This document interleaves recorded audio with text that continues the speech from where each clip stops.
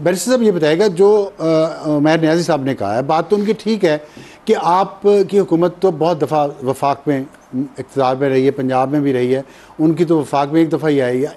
इतने लोगों को आपने गुर्बत के नीचे धकेल दिया है, रोज़गार नहीं है, गवर्नेंस बेहतर नहीं हो रही।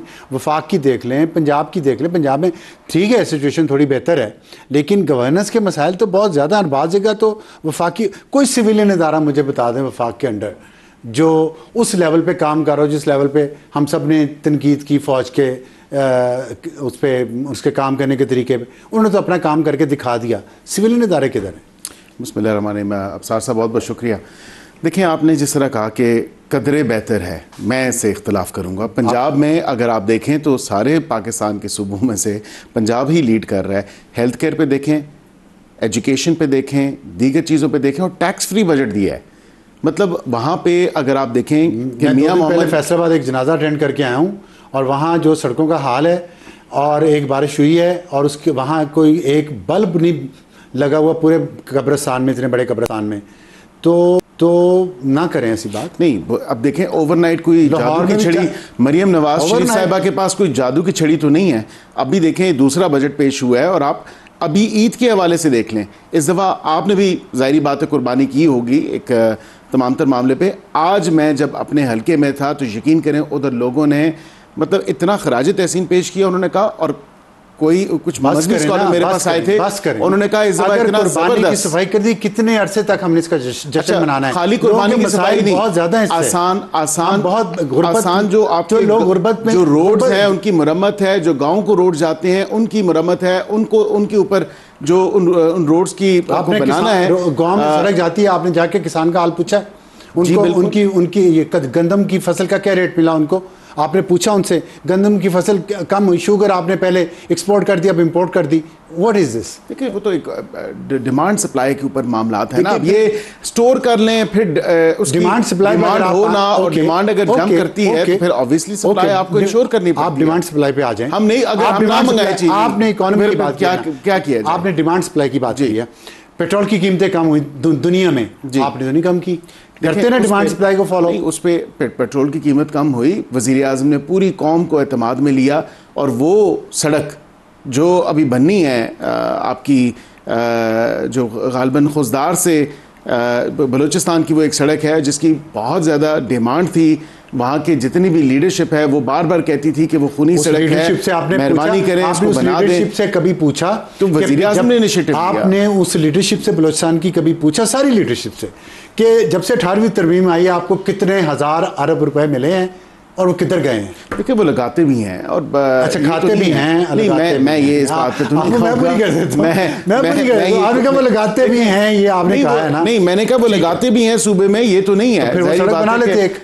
देखें, वो जो सड़क है, कौन से आपने इनिशिएटिव लिया है, तो मैं समझता हूँ कि अच्छी खुशाइन बात है। हमसे पहले क्यों नहीं लिया? 20 साल का मुतालबा था, वो किसी ने और पूरा क्यों नहीं किया? क्यों वज़ीर आज़म मोहम्मद शहबाज शरीफ साहब को ये जो है ख्वाब पूरा करना पड़ा है? बलोची लीडरशिप का ख्वाब है, पूरी कौम का ख्वाब है। तो महंगाई कम, आपके इख्तियार में है ना, ऑल टाइम्स लोग आप देखें सिंगल डिजिट इन्फ्लेशन आ चुकी है। ना बिजली की कीमतें कम करनी, ना पेट्रोल की सफाई हुकूमतों ने नहीं। अब देखें, वहाँ पे 200 यूनिट्स का प्रोटेक्टेड यूनिट, जो प्रोटेक्टेड कंज्यूमर का कॉन्सेप्ट है, वो किसने दिया है?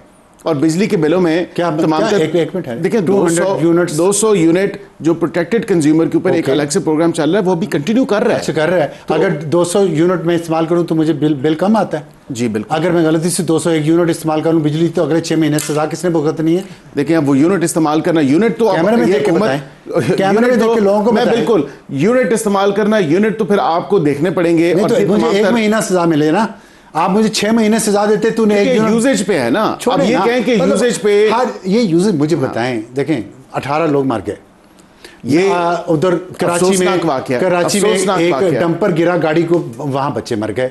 यहाँ पे बलूचिस्तान में जो कुछ हो रहा है, मुझे बताएं, आम आदमी के साथ तो ये सब कुछ हो रहा है इस मुल्क के। मैंने कभी किसी, अल्लाह सबकी ज़िंदगी महफूज रखे, कभी किसी वीआईपी को मैंने नहीं देखा में फंस गया हो, या किसी सड़क उसके घर तक नहीं जा रही हो, या उसको बिजली का कोई बिल ज़्यादा आ गया हो। उनके सारे मसाइल होते हैं। देखिए, 2022 में भी आपको याद होगा जब सैलाब आए थे, तो उस वक्त भी। अब ये कह देना कि ये वफाक की जिम्मेदारी है, मैं नहीं समझता। सूबे की अपनी, वहाँ पे जो है PDMA भी है, उसके अलावा आप देखें वफाक से अगर मदद मांगी गई होती तो वफाक ज़रूर मदद करता।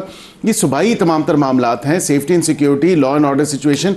फिर आप मुझे ये बता दें अब्सार साहब, अब वहाँ पे कुछ 2 घंटे तक वो अल्लाह ताला माफ़ करे, वो बेचारी पूरी फैमिली, जिस तरह की वीडियो वो मंजर आम पे आई है, यकीन करें इतना दिल खराश वाक़या है कि कोई उनकी मदद को नहीं पहुंच सका। 18 के 18 लोग एक ख़ानदान के, मतलब ये आप देखें कि 12 साल तो आपने गिनवा दिए PTI की हुकूमत को, उस सूबे में 12 साल हो गए, तो क्या चेंज लेके आए? दिल्ली के नारा तो उन्होंने लगाया था, हमने तो नहीं लगाया। वफाकी हुकूमत कुछ नहीं कर सकती थी। देखिए वफाकी हुकूमत NDMA को करती ना तो मोबिलाइज, तो लेकिन बात यह कि उस वक्त अब इतने आप कहते हैं 18वीं तरमीम के बाद इख्तियारात सूबाई हुकूमत के पास, बिल्कुल 18वीं तरमीम किसने पास की?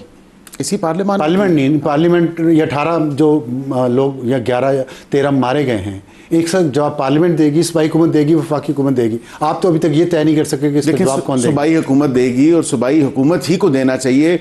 जो वज़ीर आला है ये उनकी वॉच के अंडर हुआ है। वो 2022 में भी यही तमाम तर मामला था और लोगों ने कंपैरिजन ड्रॉ किए हैं। लोगों ने जक्स्टा पोजीशन में वो तस्वीर 22 वाली भी लगाई है और ये 25 वाली भी लगाई है। तो ये अलमिया है इस सूबे के अंदर जो हुकूमत, जो एक गवर्नेंस का इतना बड़ा एक इशू है, उसको अभी 12 साल में अगर रिजॉल्व नहीं किया गया और वहां पे करप्शन के अंबार लगे हुए हैं।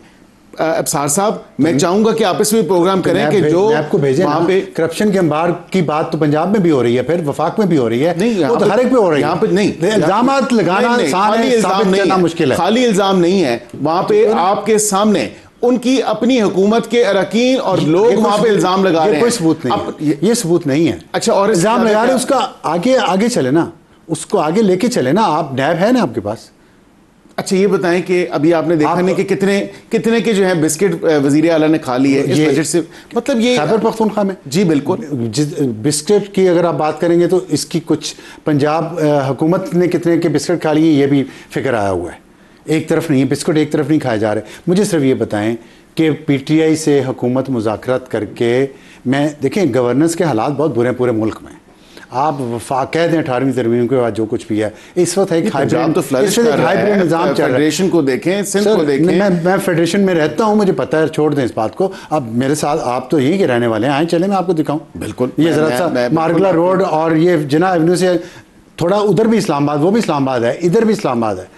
बिल्कुल, आज चलते हैं 12 के बीच में से गुजर के देखते हैं किसी दिन, रात को 11-12 बजे चलते हैं हम दोनों, कपड़े गरीबों वाले पहन के, और वहां से गुजर के देखते हैं क्या होता है लॉ एंड ऑर्डर का।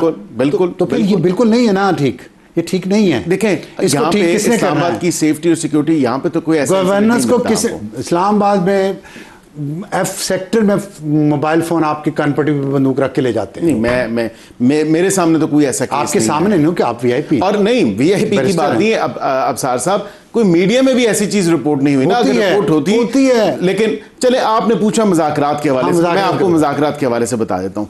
बैरिस्टर उमैर नियाज़ी साहब ऑब्वियसली पूरे बजट के सेशन में हमारे साथ मौजूद थे, पार्लियामेंट में मौजूद थे। देखिए, वजीर फराग दिली का मुजाहरा किसने किया?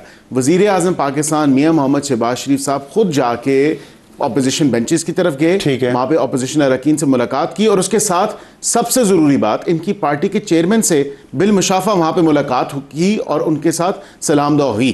अब वहाँ पे ये साइलेंट मैसेज ही था कि despite all of what you have done through out this 1.5 साल या 2 साल होने को हैं इस पार्लियामेंट को, तो जो आपने किया और जिस तरह आपने इस पार्लियामेंट के वकार को, इस पार्लियामेंट की बेतौकीरी की, जिस तरह आपने एक तर्ज सियासत रखा, वहाँ पे इवन के डेस्क भी तोड़ दिए इन्होंने, वहाँ पे पूरा साउंड सिस्टम भी तोड़ दिया उन्होंने। बजट की स्पीचेस आके इनसे पूछे, उमैर नियाज़ी साहब ने खुद जो है लीडर दी अपोजिशन की सीट पे आके किए।